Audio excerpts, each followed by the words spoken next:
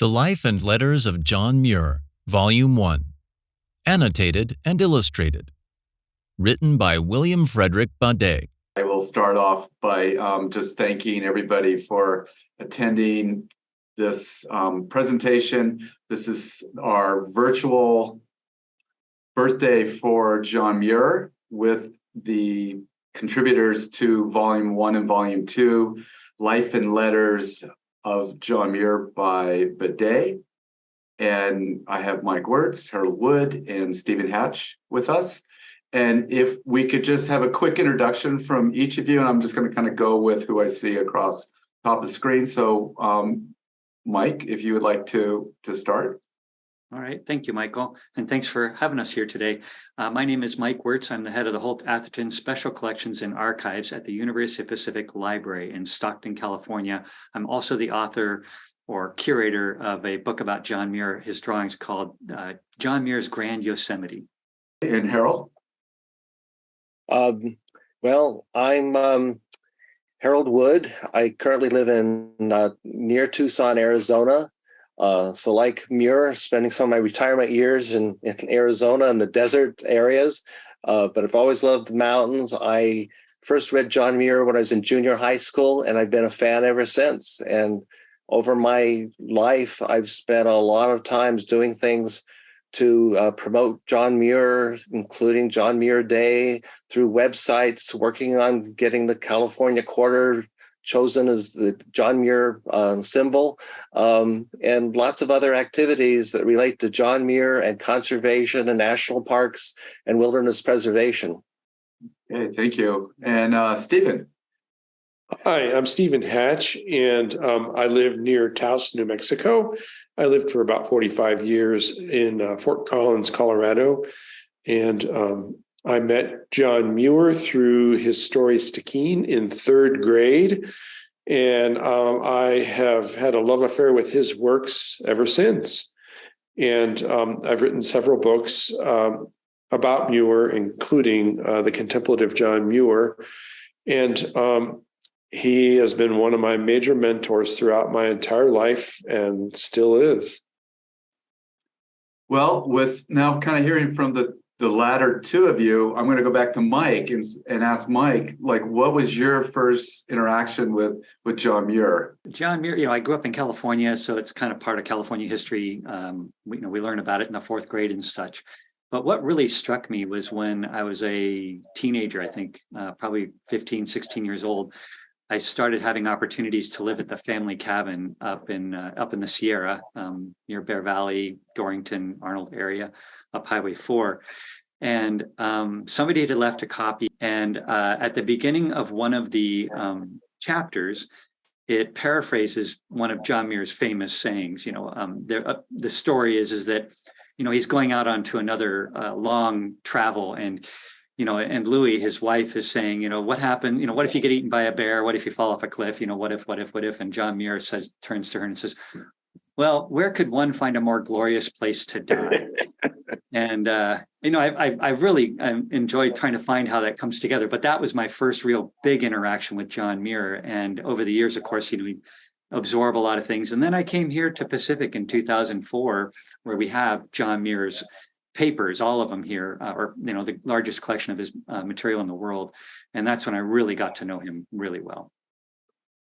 Well, now that we have Volume 1 and Volume 2 that we've published in the annotated version of it, I'm curious if someone could tell me why this book is important, and how did Badè come across John Muir? What was that relationship? Because I think that there's some historical perspectives that he brought meeting John Muir kind of at the end of his career. Well, I could tell you for a little bit that I've, the research that I've done on Muir and Badè in particular is that Badè, comes to California around, I think, 1904 or so, and immediately gets involved in the Sierra Club. And I think that's where they kind of make that first strike. And he is, he immediately gets into editing and helping out with the Sierra Club's bulletins and things like that. And that's when he first starts interacting with Muir. So he only knew Muir for about 10 years, which is pretty remarkable. Like you said, late in his life. And what about you, Harold? What's your understanding of William Badè's interaction with Muir? I think one of the takes that I get out of both Volume 1 and Volume 2 of The Life and Letters is that Muir had this lengthy, continuous correspondence with people from all over the world, and with Eastern writers, editors, publishers. His friendship with Robert Underwood Johnson was really important, and it's reflected in many of the letters in this book. And the most recent book by Dean King, Guardians of the Valley, focuses on that particular relationship. But when I go through Badè's works, I see Muir probably would have had more books published, except that he was writing letters to friends, and he made friends everywhere he went. And sometimes he would meet a scientific person, like a zoologist or a paleontologist in New York or Washington, D.C., meet the family, and then he would have this correspondence with the scientist's wife and talk about their children and so forth, and give my love to the children. So many people think of Muir as just this wild mountain man that didn't really like people, but you look in his letters. I mean, he was saying he recently met, on one of his trips, 1893 to Scotland, he met cousins that he never knew he had, and then he wrote to them later saying, "I love you." He just met them. So he was a people person, and people don't realize that. I remember when Stephen Hatch wrote his introduction to Volume 1, you were kind of referring to some of the quotes that are in those in a letter that you really connected with, right? Yes. I see his letters. Well, I mean, there's so many things in the Life and Letters that add to our understanding of John Muir. But what I especially resonate with is he is especially exuberant and excited in his letters. I'm thinking of the one where he says, "I am in the woods and the woods are in me, and I'm writing this woody gospel letter with sequoia sap and such." You really get, it's not edited for publication. You really get the unvarnished Muir.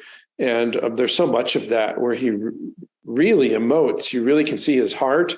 And I love the correspondences he has with his various friends. How you really get to see another side to his personality besides what you get in the published works.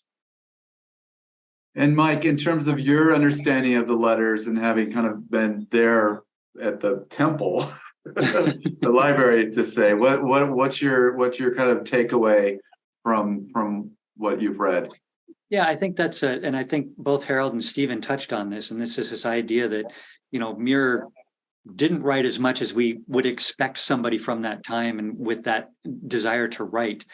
And then he makes that attempt to create an autobiography in 1908. And that's, that is the cornerstone of Story of My Boyhood and Youth, but it also is heavily used in this. But really what we get is exactly what Stephen was talking about. We get these letters. Muir wrote tons and tons of letters.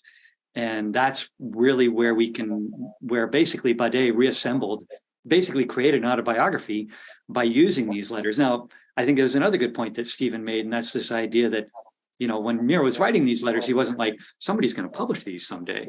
He was like, these are just writing to friends, and he had no problem just kind of sitting down and writing letters. But the minute, you give him a pen and say, okay, you need to write an article or a book, he's like, oh, I don't know. Kind of gets stifled. Do you think we're kind of in that world now with social media, that we spend more time curating our posts about our trip that we just did instead of writing? Yeah. It's like, I wonder how Muir would have done. I think probably would have done pretty well with, social media, because it's just like quick little things. But some of these letters are like really, really long and really detailed. And he really gets into, like when he's talking about the glaciers of Yosemite, he goes to great detail in those that are basically articles that he's preparing to write. I think a slight digression here. I mean, if we have copies of most of the things that he wrote, and they're his copies of them here in the archives, and same with his books, and he continues to edit that stuff. He's always editing it even long after he publishes an article, he's editing it, probably because he's thinking he might put it into a book or something like that. But I'm curious, if Muir had the chance to edit Badè's work, I wonder what he would have done there. What sort of marginalia would we have gotten? Would he have said, well, this isn't exactly what it meant, you know? Well, Stephen, you worked with the letters a lot, or his writings in your first book that you did, right? Yeah, especially also his unpublished journals, the Linnie Marsh Wolf Unpublished Letters of John Muir. And then, of course, I went to the John Muir papers. At that time, they weren't online. I had to go to microfilm in the university library and decipher them.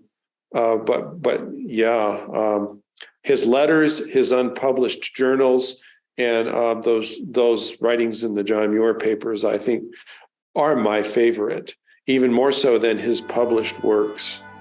This has been The Life and Letters of John Muir, Annotated and Illustrated. Written by William Frederic Badè. Narrated by Darren Roebuck. Copyright 2022 by Michael M. Conti.